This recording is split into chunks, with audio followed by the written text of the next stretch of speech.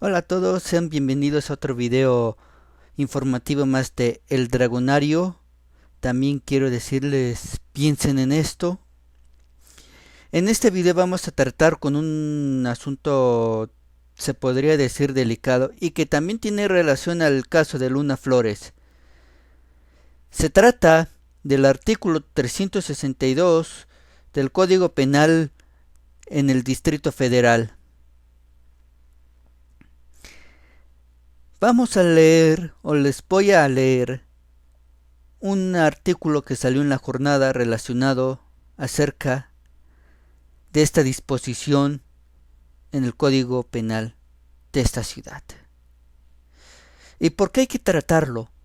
Porque este artículo se ha usado para justificar las detenciones arbitrarias que se han dado desde el 12 de diciembre del 2012 durante las represiones de varias manifestaciones, ya sea desde la toma de protesta del pendejo nacional que está en la presidencia,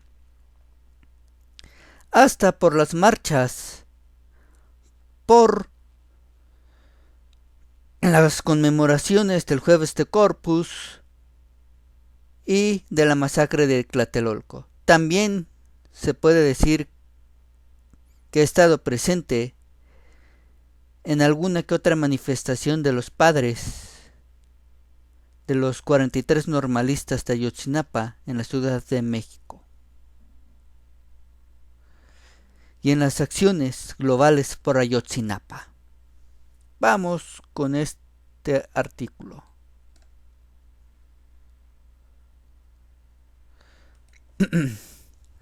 El artículo 362 del Código Penal, vigente para el DF, establece sanciones de entre 5 y 30 años de prisión para quienes, mediante la utilización de sustancias tóxicas por incendio, inundación o violencia extrema, realicen ataques a la paz pública o perturbación de la paz pública. Aquí quiero hacer una pregunta. ¿Paz pública para quién? ¿O para quiénes? ¿O para qué? Continúo. Por añadiduría, el artículo 254 impone penas adicionales de 4 a 10 años de cárcel y de 200 a 1000 días de multa a quien integre una organización de hecho de 3 o más personas para cometer en forma permanente o reiterada ataques a la vía pública. Y realmente, ¿eso de la perturbación de la paz pública es para protegernos a nosotros? ¿O para callarnos? ¿O para proteger a los que están arriba del pueblo? ¿O sobre el pueblo?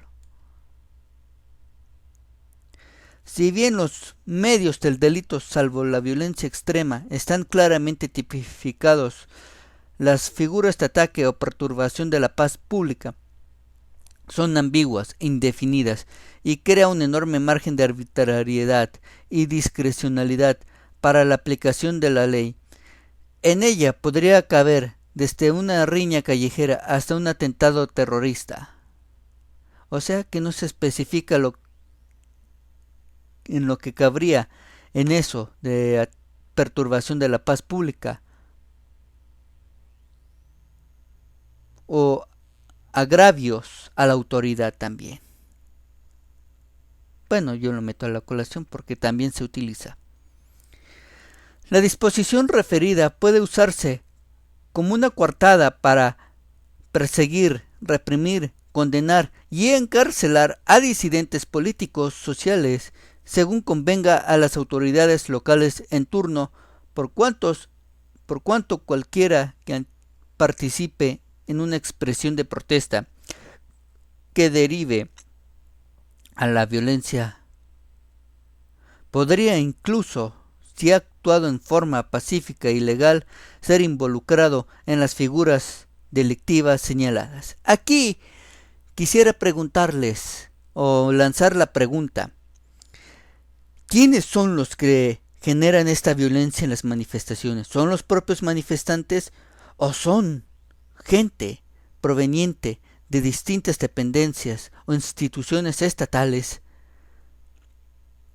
ya sea policía, ejército, marina o agentes de gobernación, que se integran o infiltran en la manifestación, ya sea durante el transcurso de la misma o al final, y ocasionen estos actos de violencia.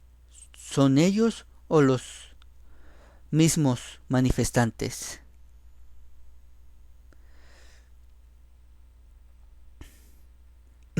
Continúo.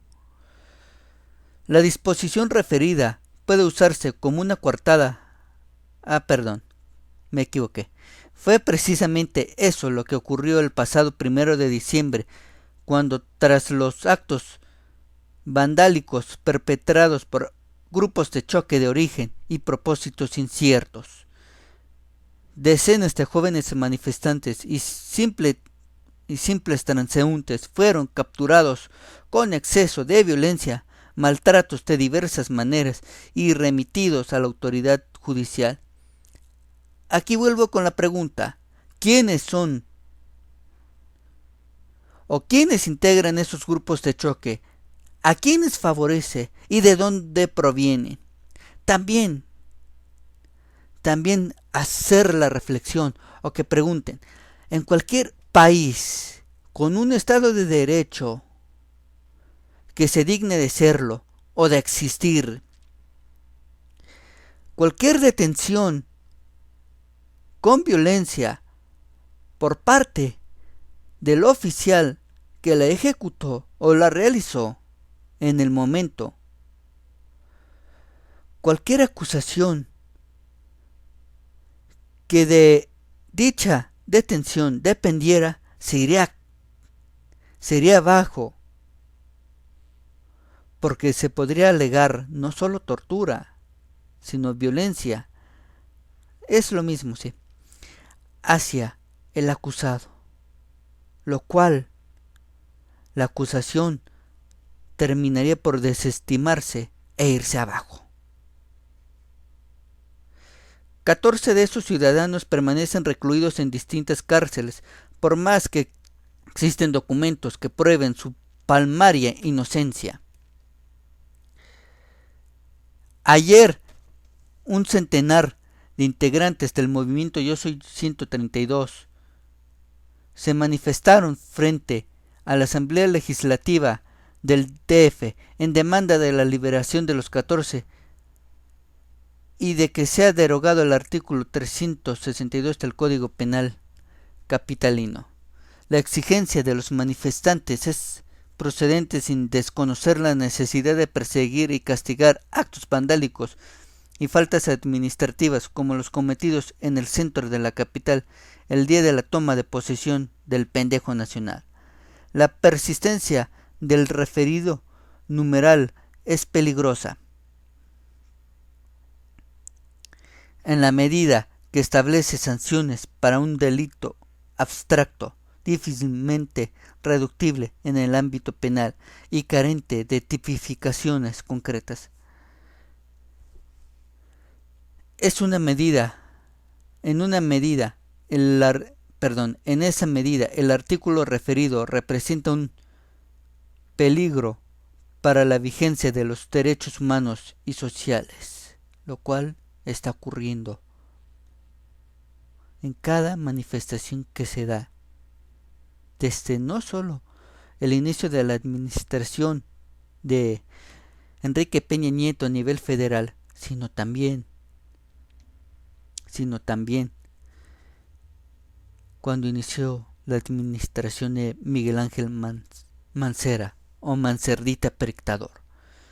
Continúo. Es inevitable, por otra parte, vincular el contenido del artículo 362 del Código Penal capitalino con el tristemente célebre delito de disolución social, creado durante la década de los 40 del siglo pasado con propósitos de persecución política, aplicado a discreción de la autoridad para detener y encarcelar activistas sociales, líderes políticos y a simplemente, y a simples críticos del régimen. Lo mismo que está ocurriendo en estos años, en estos que serían 3 o 4 años, ha sucedido desde la década de los 40.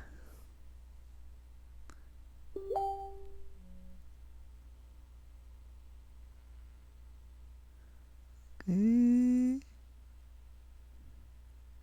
cuya derogación fue uno de los reclamos principales del movimiento estudiantil del 68, violentamente reprimido por el régimen de Gustavo Díaz Ordaz, el cara de simio. Y una disculpa a los monos. Hoy hay 14 personas a la espera de ser procesadas con base en una legislación injusta, anacrónica y ambigua, y a partir de los atropellos policiales documentados por la Comisión de Derechos Humanos del DF, que, como se dio a conocer ayer en estas páginas, no solo consistieron en su uso desproporcionado de la fuerza en 75 de los jóvenes, de las capturas, sino también en una visión discriminatoria, criminalizadora de los jóvenes. En suma, en la ciudad capital, que se aprecia de ser una de las más progresistas, esto me imagino que fue desde inicios de este sexenio. Esta ciudad ya no es de las más progresistas. En cierto modo, se está regresando a la época de la regencia. Del país persisten prácticas autoritarias inadmisibles y la aplicación de leyes que faciliten la discrecionalidad y la arbitrariedad. Cabe esperar del gobierno y las legislaturas locales que el primero se desista de los cargos que pesan sobre 14 jóvenes del 1 de diciembre y que permita su liberación, y que la segunda realicen las modificaciones legales pertinentes. Esto fue desde el 1 de diciembre. Perdón si lo traté como una nota actual, porque lo es, porque sigue pasando. También se ha usado el tema de ultrajes a la autoridad, que es imposible de comprobar, pero es usado para lo mismo.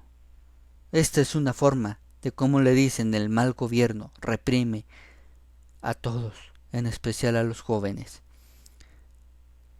Este artículo y el de ultrajes a la autoridad, por ejemplo, es el que mantiene la persecución hacia Luna Flores. Por mi parte, nada más queda decirles que piensen en esto. Chequen el artículo. Ya es viejo, pero tiene vigencia. Y desearles que tengan muy buenos días, buenas tardes, buenas noches.